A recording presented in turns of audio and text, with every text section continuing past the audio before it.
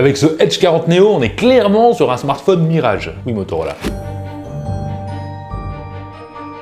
Parce qu'on est sur un smartphone avec des qualités, mais vraiment, il y a plein de bonnes qualités, mais aussi pas mal de défauts. Un peu comme tous les smartphones, mais celui-ci, c'est un petit peu plus. La première chose qui m'a fait rêver sur ce smartphone, et je n'exagère pas, c'est l'esthétique. On est sur un smartphone qui est magnifique. Et quand je dis magnifique, c'est vrai que je le dis souvent, mais là, ce Motorola m'a fait un petit coup de cœur, c'est peut-être le plus beau que j'ai vu de smartphone de l'année, en tout cas de cette couleur-là. Le vert, je sais pas le nom, je ne pourrais pas vous le lire. Enfin bref, on est sur un portable qui semble bien fini, pas plus qu'un autre c'est sûr, mais qui a été travaillé. Il est à la fois compact, élégant, avec son dos en style cuir, mais c'est du cuir vegan. Bon, en fait c'est du plastique, mais voilà, vegan ça sonne tellement mieux. Des courbes sur les côtés détaillées, moi je dis bravo Motorola, il est beau, et ça m'ennuie de le dire, mais vraiment c'est une réussite. Et le pompon, le truc qui change tout. Pour 400 €, on est sur un smartphone à 400 balles, je rappelle, c'est qu'il est IP68, résistant à la poussière et résistant à l'eau, jusqu'à 1 mètre de profondeur, pendant 30 minutes, un truc comme ça. Quoi qu'il arrive, c'est waouh. Et tout ça pour seulement 170 grammes. Confortable, pas très épais, extrêmement beau. Dites-moi en commentaire maintenant, là tout de suite, de ce que vous avez vu. Moi je suis vraiment conquis esthétiquement, parce qu'il y a des défauts qui arrivent, et là, c'est ce qui fait le côté, on n'est plus trop sûr de l'aimer. Allez, maintenant on va parler de cet écran, parce qu'on est quand même sur un écran incurvé. Ça le rend encore plus joli, c'est clair, moi j'adore. N'hésitez pas à me dire si vous aimez ou vous aimez pas. Voilà, écran incurvé, FHD+, 144 Hz, attention, 144 Hz sur un smartphone à ce prix-là, même sur des hauts de gamme, on n'y arrive pas. Donc c'est bravo, là c'est encore très bien. Bon, après c'est du POLED, c'est pas du OLED, c'est du POLED. Et je dis POLED. C'est la même chose, sauf que c'est un petit peu moins cher, c'est un écran en plastique. En dessous, le Gorilla Glass 3 qui protège l'écran, mais voilà. Pour ce qui est de la vitesse d'affichage, je vous disais 144 Hz, oui, mais non adaptatif. Bah pas vraiment, en fait c'est adaptatif de 60 à 120 Hz, et si vous voulez 144 Hz, faut les mettre manuellement, mais ce qui veut dire consommation exagérée de la batterie. Finalement, les 144 Hz, c'est du rêve, et si on veut les utiliser, bah, on va vite le regretter parce que la batterie va fondre comme neige au soleil. J'exagère un peu, mais c'est un peu ça. Autre truc qui m'a bluffé, mais alors là je suis pas sûr de moi parce que j'arrive toujours pas à y croire. Écran PLED, ce qui veut dire Always On Display normalement, et ben il n'y a pas. Alors, dites-le moi si je me trompe, je suis pas certain parce que ça me paraît impossible qu'il n'y ait pas d'Always On Display. J'ai cherché dans les options, j'ai peut-être mal cherché, et donc j'ai pas trouvé, et donc pas d'Always On Display. Et ça fait mal. Si c'est le cas, là, je ne comprends pas. Pas du tout. Pour continuer sur cet écran, il a une luminosité maximum de 1300 nits. En extérieur, ça sera suffisant. En plein soleil, ça le sera un petit peu moins. On est sur un smartphone à 400 balles. On peut pas lui demander de faire comme des premium. Quoi qu'il en soit, c'est un écran vraiment agréable à utiliser, à regarder. Il a des belles couleurs, il est magnifique. Honnêtement, là, il n'y a pas de défaut à lui trouver. On a même une empreinte digitale sous l'écran qui est vraiment réactive. Ça fonctionne très bien. Il y a d'autres gammes qui fonctionnent moins bien. Donc, écran magnifique qui aurait pu être mieux avec l'histoire des 144 Hz. Je trouve ça dommage. Vous allez me dire, oui, mais 400 €. Oui, on est d'accord. Mais c'est dommage. Alors ce petit bijou, en tout cas cette petite beauté, fonctionne sur Android 13. Android 13, très simple. C'est un peu comme les Google Pixel. Bon là, une petite surcouche supplémentaire de Motorola, mais qui est très discrète et qui est plutôt pratique. Il y a Ready For pour aller sur l'ordinateur et avoir l'écran sur l'ordinateur directement. Bon, je vais pas tout vous citer, mais moi j'aime beaucoup la surcouche Motorola que je trouve très simple. Des fois un peu trop légère, mais très simple. Et le défaut dans tout ça, le défaut, il y a beaucoup qui font pas mieux, mais c'est qu'on a une mise à jour Android de 2 ans. Donc c'est vraiment très limité, ce qui veut dire que le smartphone est censé durer 2 ans, même s'il tiendra plus longtemps, c'est pas obligatoire, mais voilà, 2 ans de mise à jour Android, 3 ans de mise à jour sécurité, il est temps de faire mieux Motorola. Cette fois-ci, ça serait bien de passer à 3-4 ans quand même. Maintenant, parlons de quelque chose qui le met à tort, oui et non, on va dire le processeur. Alors on est sur le Dimensity 7030, processeur correct, mais correct pour des smartphones, j'ai envie de dire, moins chers. Alors je vous rassure, pour ce qui est applications, réseaux sociaux, naviguer sur internet, bon, les trucs quotidiens de la vie de tous les jours de quelqu'un de lambda, ce processeur suffit largement, surtout qu'on a 12 Go de RAM à l'intérieur, donc la fluidité est là, il n'y a aucun problème, il n'y a pas de ralentissement. En plus de 156 Go de stockage, par contre ce n'est pas extensible avec une micro carte SD, donc on est limité, mais je trouve ça très bien. Mais voilà, si on veut pousser un petit peu plus ce processeur, il va pas tenir. Bah oui, parce que score en tutu va être un petit peu au-dessus de 400 000. Pour 400 balles, bon, les concurrents font mieux, faut le dire direct. Le Pixel 6a par exemple, qui est moins cher, et qui a beaucoup d'autres qualités que celui-là n'a pas, et plus puissant, et moins cher. Oui. Et il y en a plein d'autres, mais on va pas tous les citer. Et donc voilà, pour les jeux, alors il va faire tourner des jeux 3D, ça sera pas graphique au maximum, il va pas trop chauffer, ça c'est bien, mais ça reste quand même limité. Je dis beaucoup le mot limité, j'ai l'impression. Il a quand même l'avantage d'avoir un son stéréo et de Dolby Atmos. Faut quand même rendre à César ce qui est à César. Je suis pas sûr que c'est cette phrase-là qu'on dit.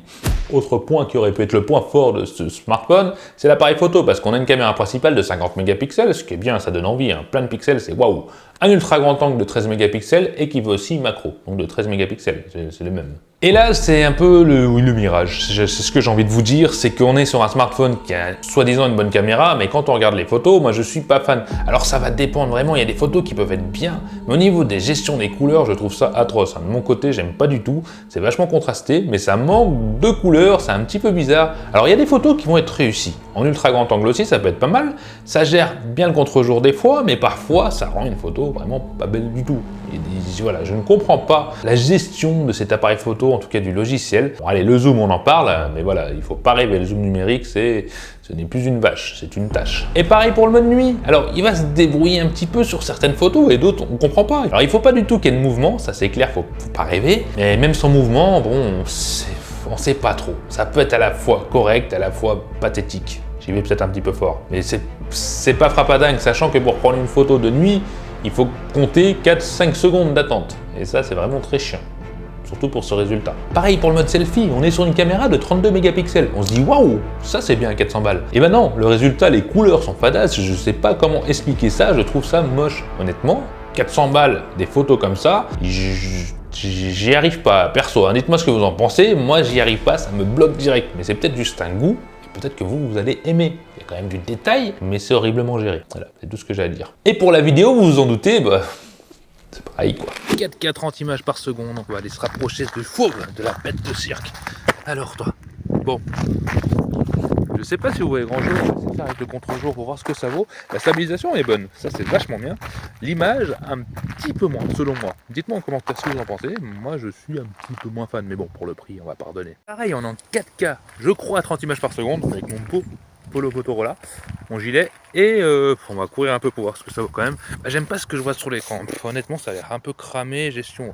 Je suis pas fan. Alors oui, c'est du 4K. Bon, après, je sais pas si c'est 30 ou 60 images par seconde, j'ai pas réussi à trouver, désolé. La stabilisation est correcte, elle est pas ouf, elle est bien. À 400 balles, on est quand même sur un bon truc. Mais l'image, les couleurs, je sais pas. Alors des fois, ça peut être très bien. Pareil, ça dépend ce qu'on filme, ça dépend de la lumière. Et ça peut être horrible aussi. Voilà. Je n'arrive pas à adhérer à cette gestion d'image de chez Motorola, sur ce modèle-là en tout cas. Bah, vous l'avez compris, c'est pas un de ses points forts la photo, malheureusement. Mais il y a d'autres points forts. Alors, on va passer à la batterie. Il faut savoir qu'il a une batterie de 5000 mAh. Pour ce petit gabarit et ce poids de 170 grammes, c'est vraiment bien, c'est même super. Là, c'est un point fort de ouf. Alors pour l'autonomie, on va pas dire que c'est un point fort de ouf parce qu'il va quand même tenir la journée, on n'ira pas plus loin. C'est vrai que pour 5000 mAh, on aurait aimé avoir 2 jours, non, faut pas compter.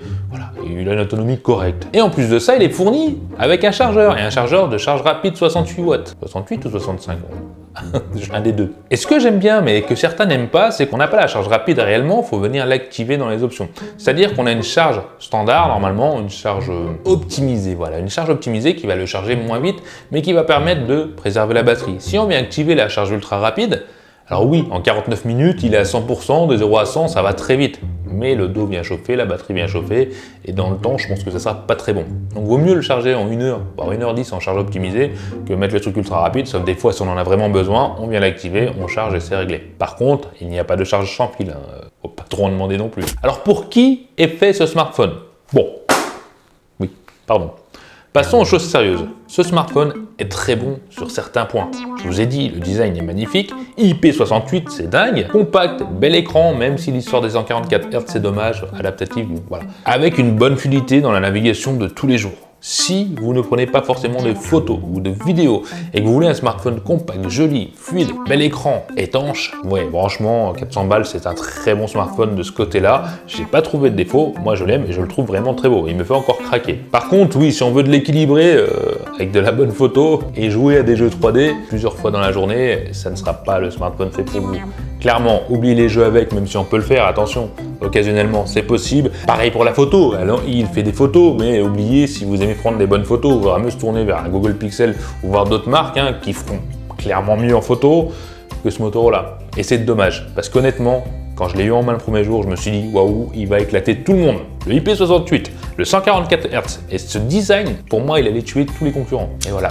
Quand on creuse un petit peu, c'est pas le cas. Alors c'est plus une déception parce que je croyais en lui. Voilà, oui, je croyais en toi. Et il me fait d'ailleurs penser j'ai oublié le nom. Au Honor que j'ai fait, je vous mets ici, j'ai oublié le nom du Honor, désolé, mais qui avait le même défaut, il était super beau, bien, etc. Mais les photos, c'était pas ça.